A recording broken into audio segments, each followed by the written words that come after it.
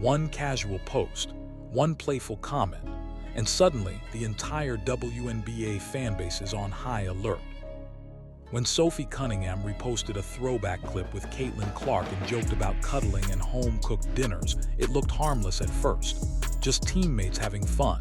But within minutes, Fever fans were dissecting every word, every emoji, every tone shift. And Caitlin Clark's response, short, casual, but perfectly timed. And that timing is what changed everything. Because right now, nothing in the league is random. Free agency is frozen. The CBA is still unresolved. Expansion drafts are creeping closer. Front offices are quietly mapping out protection lists. And players know every public interaction sends a signal, whether intentional or not. That's why this moment hit harder than expected.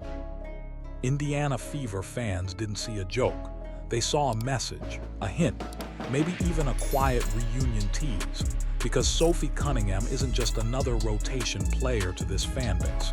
She became part of the Fever's identity almost instantly. Her energy, her presence, her chemistry with Caitlin, it stuck. And now, with major roster decisions coming fast, that old clip suddenly feels like it carries weight. What makes this even more interesting is how fast the reaction exploded. Social media didn't just respond, it spiraled. Posts flooded in, debates started, speculation took over timelines, and suddenly everyone was asking the same question. Is Indiana about to try and bring Sophie back? Or was this just harmless banter that accidentally walked into a political moment for the franchise? Because here's the reality. Expansion teams are coming. Protection slots are limited. The Fever can't keep everyone. Every signing now creates a ripple effect. Keep one player, you risk losing another. Ignore chemistry, you risk destabilizing the locker room. And when your franchise is built around the biggest star in women's basketball, every move gets magnified. This wasn't just about cuddles. This was about timing. This was about signals. And this was about whether Indiana is prepared to make uncomfortable decisions to keep the core Caitlin Clark clearly feels comfortable with. Because once you look deeper, this moment might be the first domino in a much bigger offseason battle. And what happens next could reshape the Fever's future. The clip itself wasn't new. It was a simple throwback. Sophie Cunningham reposted an old video with Caitlin Clark. Nothing dramatic on the surface. Just two teammates laughing, joking, being themselves. But what made it explode wasn't the clip. It was the caption. Sophie dropped a playful comment about cuddling and getting dinner cooked for her a few nights a week.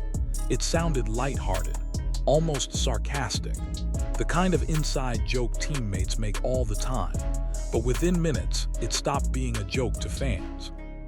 Because Caitlin Clark responded.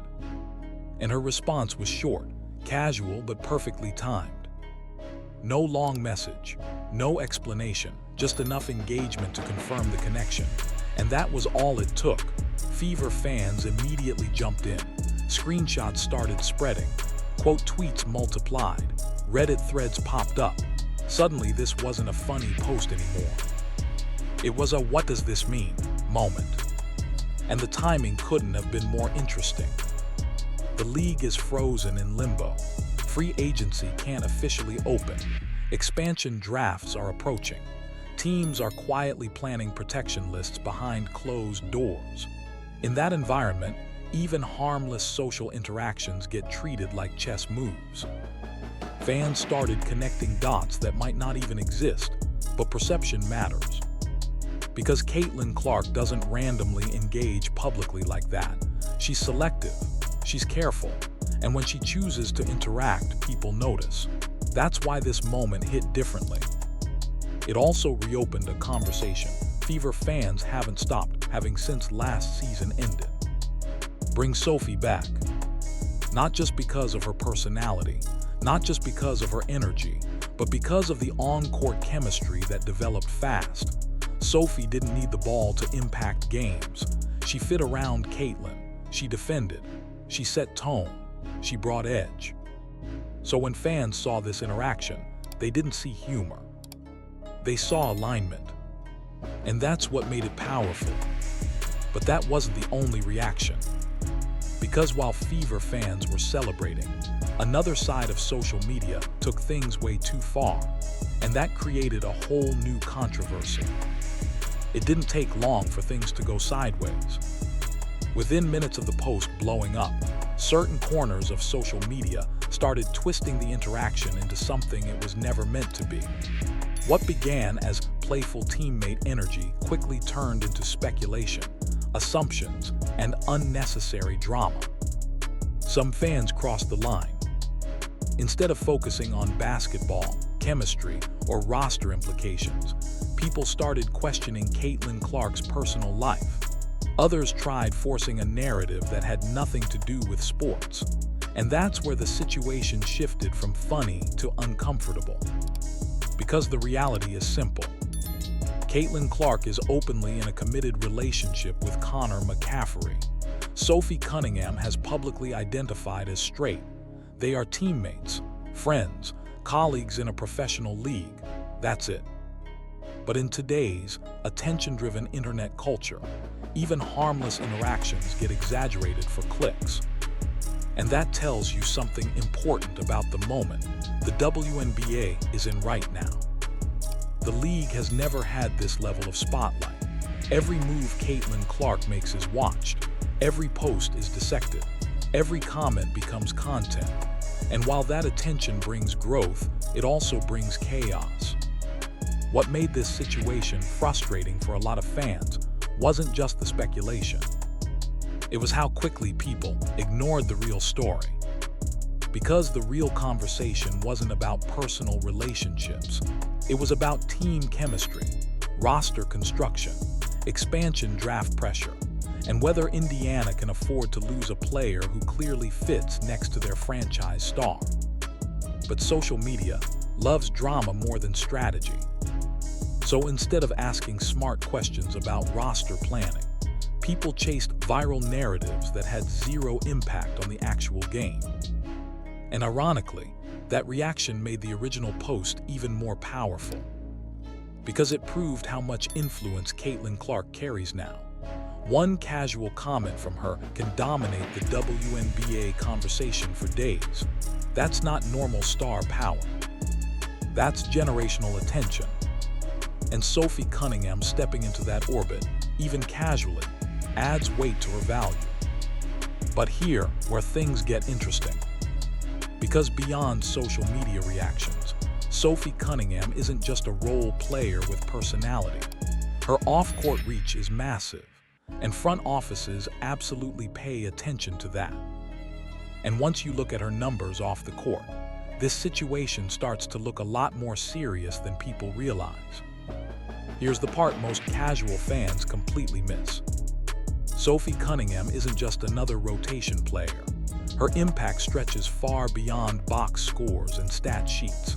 In 2024, she ranked as the second most searched female athlete in the entire United States across all sports, not just the WNBA, all women's sports. That's not normal. That level of attention doesn't happen by accident. Sophie built a following that extends into mainstream sports culture.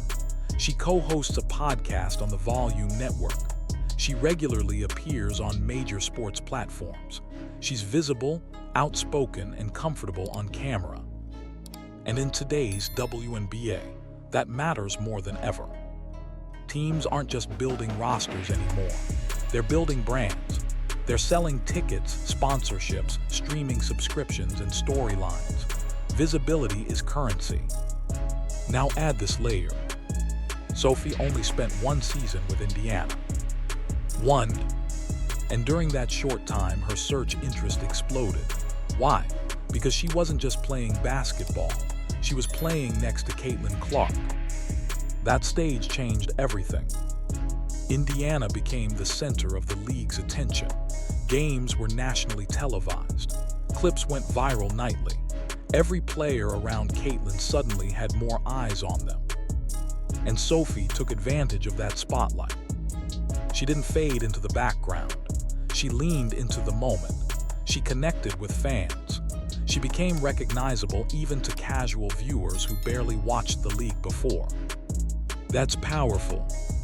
From a front office perspective, that turns Sophie into a different type of asset. Not just a player who helps on the floor, but someone who drives attention, engagement, and visibility. Expansion teams especially care about this, because new franchises don't just need talent. They need faces. They need personalities. They need players who can immediately give a city someone to rally around. And Sophie fits that profile perfectly. But there's another reason her value jumped so fast in Indiana. It wasn't just exposure. It was what she did when games got physical, and when Caitlin Clark started taking hits. And that part changed how fans and teammates viewed her completely. This is where Sophie Cunningham stopped being just another player and became something bigger inside the Fever locker room. Because when Caitlin Clark started taking hard fouls last season, when defenders pushed boundaries, when games got chippy, one player consistently stepped forward. And it wasn't subtle. Sophie didn't wait for whistles. She didn't look to the bench. She didn't backpedal. She stepped in. Whether it was bodying up defenders, jawing back, setting the physical tone, or simply standing over Caitlin after contact, Sophie made one thing clear: there would be consequences.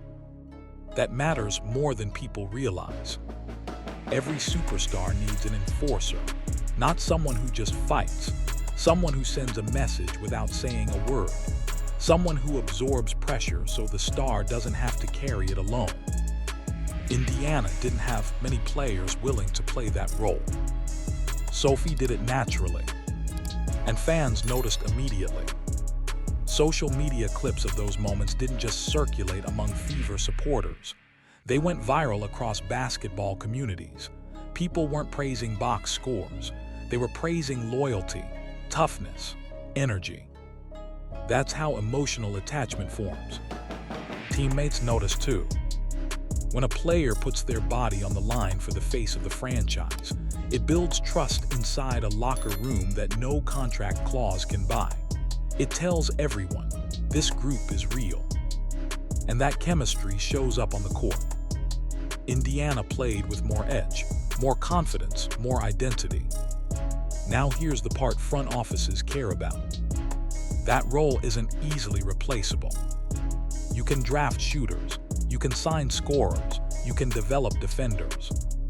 But players willing to protect the franchise star, without ego, without spotlight, are rare. If Sophie leaves Indiana, that presence leaves with her.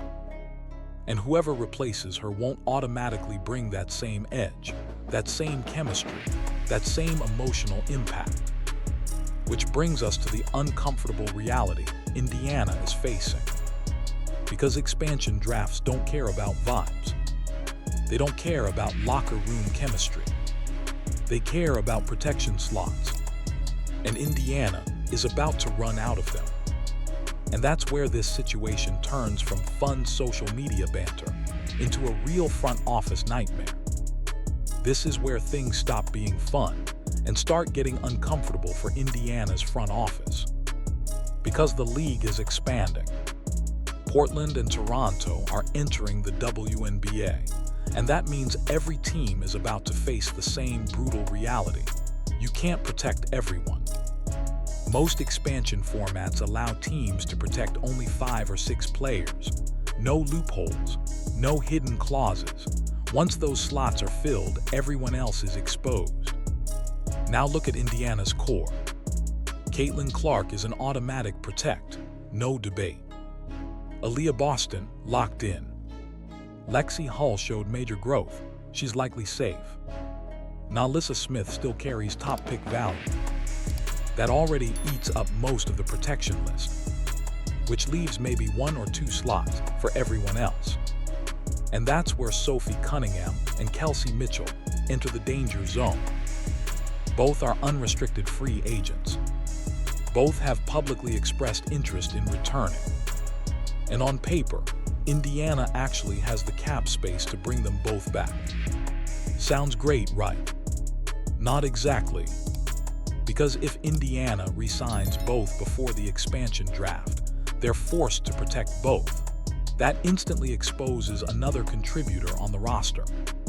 But if they wait, they risk losing one of them for nothing. It's a timing nightmare. Now imagine Indiana leaves Sophie unprotected. Portland and Toronto aren't just building rosters, they're building brands from scratch. They need recognizable faces. They need players who can sell jerseys, fill arenas, and generate media attention. Sophie checks every box. She's visible, she's outspoken, she's already proven she can connect with fans beyond basketball circles. If she's exposed, there's almost no chance she slides through. Expansion teams don't take chances on unknowns. They grab players who bring immediate relevance. That means Indiana could lose Sophie without getting anything in return. No draft picks, no trade assets, no compensation. Just gone. And if she lands in a new market and becomes a featured face of a franchise, that decision will get replayed every single season. But here, where things get even more complicated. Because choosing Sophie might mean letting go of someone who produces more on the court. And that forces Indiana into the hardest question of all. Do you protect pure production, or do you protect chemistry and culture? If this decision was only about numbers, there wouldn't even be a debate. Kelsey Mitchell averages around 17 points per game. She's been Indiana's most reliable scorer for years. When the offense stalls, she can create something out of nothing. From a pure basketball standpoint, Mitchell is the safer choice. But front offices don't live in spreadsheets alone. Because Sophie Cunningham brings things you can't easily replace. Energy, physical presence, media attention, fan connection, and most importantly, chemistry with Caitlin Clark. That's where the dilemma gets real. Mitchell gives you points. Sophie gives you edge, identity, and visibility. One moves the scoreboard.